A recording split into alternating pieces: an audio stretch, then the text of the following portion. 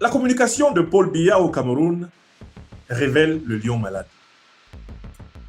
Vous savez, il y a une chose incroyable dans les dictatures en Afrique, les régimes issus du néocolonialisme français. En Afrique francophone, toutes les dictatures sont des régimes qui ont été imposés aux Africains par le néocolonialisme français. Ça, c'est clair. Les régimes qui sont portés par les aspirations populaires ne sont pas des régimes néocolonialistes, ce ne sont pas des dictatures, ce sont des régimes révolutionnaires. Le Burkina Faso est un régime révolutionnaire. Ce n'est pas un régime néocolonialiste. Ce n'est pas Macron qui a placé le président Ibrahim Traoré à la tête du Burkina. Ce sont les forces vives de l'armée burkinabé et du peuple burkinabé. Ce n'est pas Macron qui a placé le président Assimi Goïta à la tête du Mali. Ce sont les forces vives de l'armée et du peuple malien. On était là, on a vu. Ce n'est pas Macron. Ce n'est même pas Poutine. Ce n'est pas Macron qui a placé le président Abdourahmane Tiani à la tête du Niger. Tout le monde sait que l'homme de Macron, c'est tout naturellement Mohamed Bazoum, le gendarme de Niamey qui a fait boum. D'accord? Ce sont les forces armées nigériennes rassemblées comme un seul homme autour de leur chef suprême actuel. C'est le peuple nigérien, par leur processus endogène, qui ont placé le président Tiani là-haut. Ce n'est pas Macron. Donc on ne peut pas appeler les régimes du Mali, du Burkina Faso, du Niger dictature.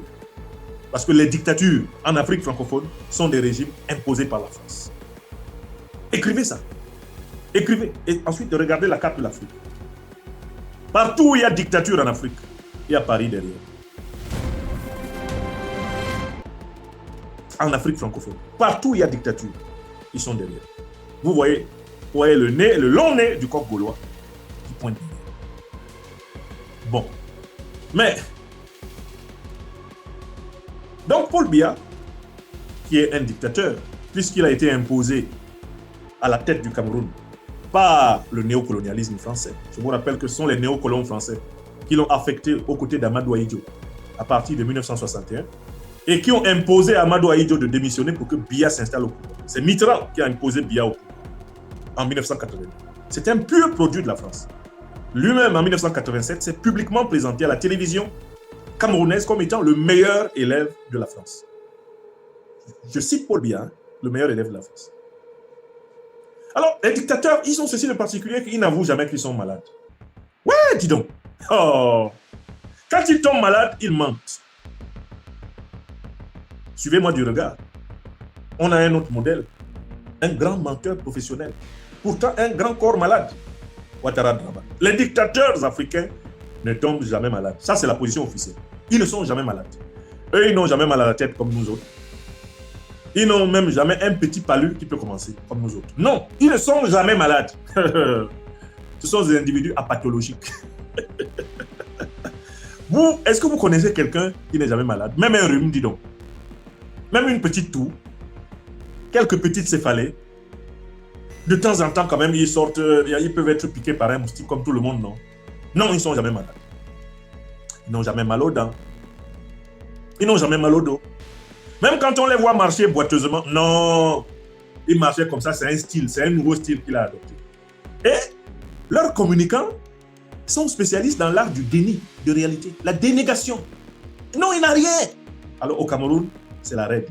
Paul Biya disparaît pendant des semaines, des mois, de longs mois, depuis plusieurs années. Au lieu d'avouer qu'il l'amène dans des cliniques médicales pour le rafistoler, le rabibocher, pour le tarabistouiller, pour le requinquer, pour le racoler, hein? Qu'il l'amène pour le remonter, le démonter. Voilà comment ça communique là-bas, dans mon pays natal. Le chef de l'État, dans la haute compréhension de sa mission pour le pays, a quitté Yaoundé aujourd'hui pour un séjour de travail à Genève, en Suisse. Depuis Genève, le chef de l'État continue de suivre de très près les dossiers nationaux et ses instructions sont suivies d'une manière rigoureuse par des collaborateurs dévoués. Nul besoin de dire que l'œil du chef de l'État est partout. Voilà la communication. Voilà la communication. Hein. Et quel que soit le ministre, que dis-je, le sinistre de la communication qui est au Cameroun, son rôle, c'est mentir. Mentir. Mentir. J'ai parlé personnellement avec le chef de l'État. Il se porte bien. Tous les ministres de la communication au Cameroun sont des docteurs en médecine. On dirait que c'est lui qui a mis le thermomètre sous les selles de Biya pour savoir si le type est toujours à 37 degrés. On dirait que c'est lui qui a fait les prises de sang pour savoir si on n'a pas trouvé le falciparum ou autre chose dans son sang. Le chef de l'État se porte bien. Il y a même un niais qui est allé se promener en Suisse et qui est revenu disant que lui, il avait vu le chef de l'État, que ce qu'il a surpris, c'est que le chef de l'État était plus en forme que lui-même. Ce qui nous a amené à imaginer un combat de boxe où celui-là a été battu par le vieillard de 93 ans, Paul Biya. Comment on a imaginé un combat de boxe de poids lourd où cet homme-là, d'une quarantaine d'années, prétend qu'il a été vraiment battu dans un petit échauffement avec le despote camerounais. Et que le gars revient et dit que lui, il a vu cet homme-là, très âgé, que tout le monde connaît, que tout le monde voit, complètement, subissant les rigueurs de l'âge, lui, il l'a vu, il est en super forme. C'est-à-dire que le dictateur lui-même est étonné du taux de mensonges qui l'entoure. Il est impressionné par les qualités des menteurs qui l'accompagnent. Donc, la ligne de communication de la dictature au Cameroun, ça a toujours été dit que Paul Biya n'a rien. Il n'a rien, il va bien. Alors là, il y a quelque chose de nouveau qui est arrivé. L'édifice de la communication du régime de Biya vient de connaître sa plus grande fissure historique. Le mensonge s'est effondré.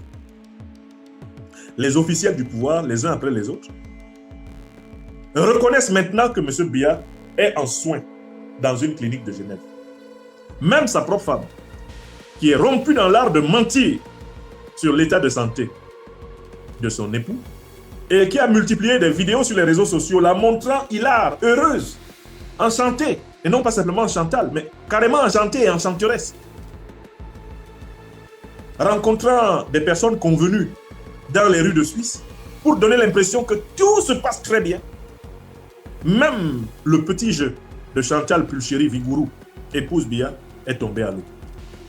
Désormais, la ligne officielle, c'est que M. Biya est en soins dans une clinique en Suisse. Comme si c'était la première fois. Comme si c'était la première fois. À moins de prendre les Camerounais pour des Boutoukou, les prendre pour des Dungourou, des Boubazo, des Nyata. Est-ce que c'est la première fois que Paul Biya est alité en Suisse? Est-ce que c'est la première fois que Paul Biya va se faire rafistoler, tarabistouiller, rabibocher, traficoter, requinquer, recomposer, remorceler en Suisse? C'est la première fois. Depuis le temps de Baden-Baden, maintenant Évian, maintenant Genève, n'était-ce pas l'éternelle quête de la jouvence qui commandait les déplacements du satrape? Donc, la communication de Biya, enfin, reconnaît que le lion est malade. Ce qui nous rappelle une chanson camerounaise, très connue et très populaire. Un jour, le lion malade à Hololo fit appeler tous les animaux Hololo pour leur demander la cause de sa maladie et le moyen de la guérir à Hololo. Un jour, le lion malade à Hololo fit appeler tous les animaux à Hololo pour leur demander la cause de sa maladie et le moyen de la guérir. Mais regardez que ce qui me fatigue avec ce régime pourri, c'est qu'ils veulent faire de quelque chose de banal un problème. Est-ce que c'est un problème que Paul Biya soit malade? D'abord, tout homme peut tomber malade. Heidegger nous dit depuis très longtemps que dès qu'on est, on est assez vieux pour mourir. On tombe malade à tous les âges. On meurt à tous les âges. D'ailleurs, qu'est-ce qui tue au final? C'est le fait d'être né. On demanda un jour à l'excellent Angelus Silesius quel était le plus grand inconvénient de l'existence humaine. Il répondit, le plus grand inconvénient de l'existence humaine, c'est le fait d'être né.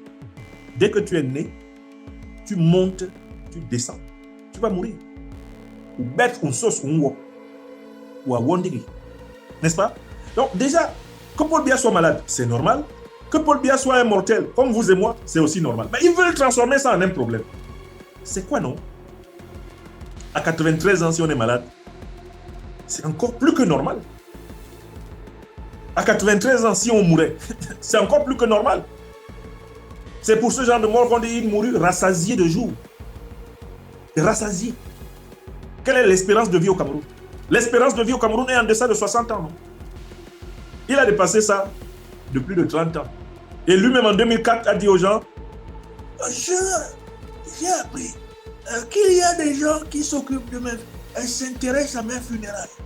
Je leur donne rendez-vous dans une vingtaine d'années. C'est pas lui qui avait dit ça.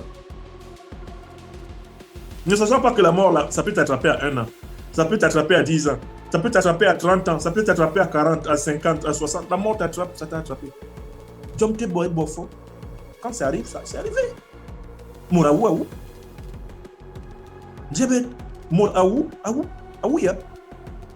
Et tout le monde mourra. La seule condition pour ne pas mourir, c'est de ne pas naître. Celui qui vous parle est un mortel. Assumé. Parfaitement assumé. Moi, j'ai pris conscience de la mort d'une manière aiguë et profonde, mais quand j'avais 11 ans. Et j'ai résolu mon problème avec la mort, puisque je l'ai intégré comme étant une étape essentielle de ma vie. Et j'invite tous ceux que je rencontre et avec qui j'échange sur la mort à développer cette confiance en la vie, en y intégrant la mort. Parce que vous ne pourrez pas, mourir en paix si vous n'avez pas intégré la mort dans la vie. Je dis bien intégrer la mort dans la vie. Je n'ai pas dit la vie dans la mort. Ce serait l'objet de toute une autre conférence de métaphysique et de spiritualité. Intégrer la mort dans la vie. Une fois que cela est fait, vous avez l'humilité nécessaire pour vivre, vous avez le courage nécessaire de vivre, et vous avez l'espérance qu'il faut pour aller en toute sérénité et confiance vers la fin de vos jours qui peut avoir lieu à tout moment. Mais comme on a affaire à un pouvoir matérialiste, un pouvoir grossier au Cameroun, un pouvoir de gens qui croient que le but de l'homme, c'est d'accumuler de l'argent, des maisons, des voitures, des femmes ou des hommes, d'accumuler des choses. Comme on a affaire à un pouvoir aussi grossier, la mort est vécue par ce pouvoir comme un drame absolu. La maladie aussi. On ne doit pas en parler. Ah non, ah là là. Puisque c'est la fin du vol. Il ne volera plus. Pas seulement dans les nombreux avions payés aux frais du contribuable camerounais, mais il ne volera plus l'argent des Camerounais. Et il n'emportera rien. Comme le rappelait l'excellent Emmanuel Eboalotti dans l'une de ses plus grandes chansons que je vous invite à chercher. Tu n'emportes rien. Tu n'emportes rien. Tous ceux qui sont méchants là sur la terre, là, parce que ça leur permet d'accumuler des biens, il faut qu'ils sachent qu'ils n'emporteront rien. Tu n'emportes rien. Bon, pourquoi être méchant alors que tu n'emporteras rien? Tu n'emporteras rien. Ça ne sert à rien d'être méchant. C'est l'idiotie qui rend méchant. C'est le choix des ténèbres, c'est la domination de la matière qui rend méchant. Donc la communication de Paul Biya, tout d'un coup, découvre l'humanité de Paul Biya. Le président est malade. Le président est dans une clinique, le président est en soins. Et même, il y a le ministre de la Communication qui va jusqu'à nous donner une information absolument stupide. Il dit le président est en vie. Ouais, dis donc. Le président est en vie. Ça, c'est une information. Le président est en vie. Mais s'il est en vie, il marche tranquillement à Genève. On le voit. Quand tu vois quelqu'un qui est en vie, toi-même tu sais.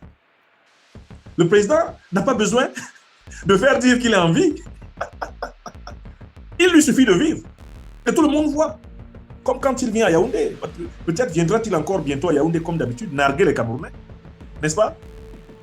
On ne prouve pas qu'on est en vie. On ne prouve pas qu'on est en vie.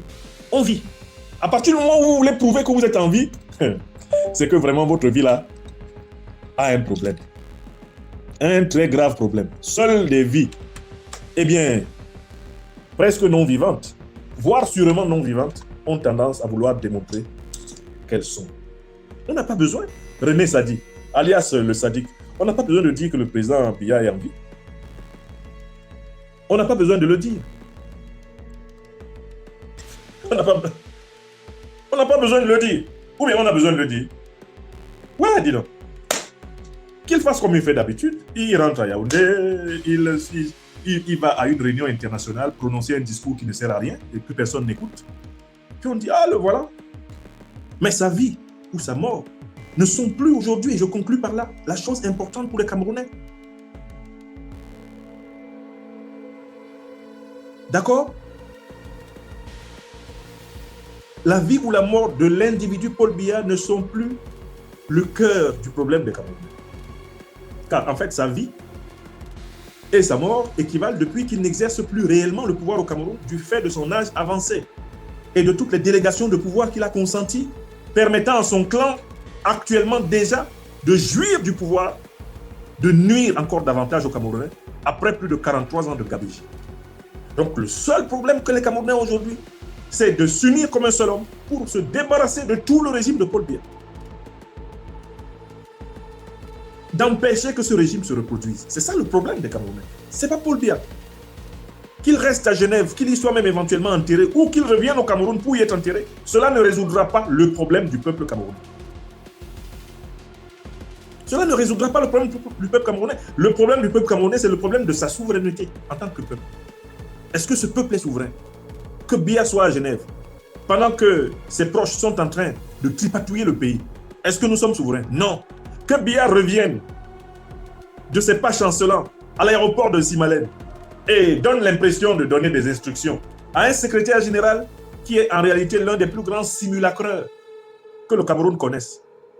Qu'est-ce que ça change à la situation du peuple camerounais? Sevré, privé de sa souveraineté, rien du tout. Donc la présence et l'absence de Paul Biya équivalent parfaitement, dans tous les cas, à l'état d'esclavage et de servitude du peuple camerounais. C'est à cet état d'aliénation, de servitude, envers un régime corrompu, criminel, imposé par la France, contre les Africains du Cameroun, c'est là qu'il faut sauter. Hic Rodus, hic Saltus. Hier müssen wir tanzen, disait Hegel. C'est là qu'on voit la danse. Donc, je demande une fois de plus au peuple camerounais de ne pas river ses yeux sur la clinique de Genève. Il n'y a aucune fumée blanche là-bas. Qu'il soit vivant ou qu'il soit mort, ce n'est pas important pour nous. Ce qui est important, c'est que nous nous unissions pour nous libérer de ces gens. On ne peut pas se permettre, si vraiment on aime le peuple camerounais comme tel, 40 années de plus, avec un biais, qu'il soit un civil ou un militaire. Il est hors de question, si ce peuple veut retrouver vraiment sa vie perdue, sa vie volée, depuis plusieurs décennies, il est question de changer de régime politique, de se débarrasser de ce régime pourri. Il ne s'agit pas de remplacer un Biya par un autre, ou un Biya par un officier de la clique à Biya. Il s'agit de mettre fin au régime de Biya et de refonder un Cameroun inclusif, un Cameroun de la compétence, un Cameroun de la vérité, de la justice, un Cameroun panafricain. Et c'est à cela que nous sommes engagés avec nos compagnons des lions et lions indomptables de la libération panafricaine du Cameroun. Nous sommes convaincus qu'il existe et il existera longtemps encore dans la société civile et dans les forces de défense et de sécurité du Cameroun des hommes et des femmes capables de servir le pays dans une perspective panafricaniste, en s'inspirant du modèle de l'Alliance des États du Sahel. Nous pensons que le Cameroun peut apporter une contribution décisive à la naissance de l'Alliance des peuples d'Afrique centrale. Et c'est là que nous devons travailler. C'est sur ce programme que nous devons travailler. Les micmacs de M. Biya, vivants ou morts, ne doivent pas nous préoccuper. Je note quand même que maintenant, ses proches reconnaissent qu'il est malade. Il n'est jamais trop tard. Il n'est jamais trop tard. Bientôt, nécessairement, que vous le vouliez ou non, il faudra un jour reconnaître qu'il est mort. Et ce sera pour vous, sans doute, le début de l'école de la vie, si le peuple camerounais, entre-temps, s'est débarrassé entièrement de votre système. C'est tout le mal que je vous souhaite. C'est que vous soyez empêchés de continuer à faire tant de mal au peuple camerounais, que vous êtes en train d'endetter à près de 20 000 milliards de francs CFA, que vous n'allez pas rembourser. Vous qui avez volé depuis 42 ans, à large brassée dans les biens de cet État. Vous rêvez de pouvoir imposer un de vos pions pour continuer votre sport favori, la kleptocratie. Que mal vous en prenne. Et quant à votre malade, ou je ne sais pas, à votre mort, nous appliquons la parole du Christ. Laissez les morts enterrer leurs morts. Laissez les morts enterrer leurs morts. Ce mot du Christ consiste à dire qu'il ne faut pas miser sur une branche pourrie. Il ne faut pas miser sur une solution impossible. Il faut se rassembler pour donner une chance à la vie, pour dépasser les forces de mort qui nous ont été imposées. C'est cela le devoir, le grand devoir camerounais et africain aujourd'hui.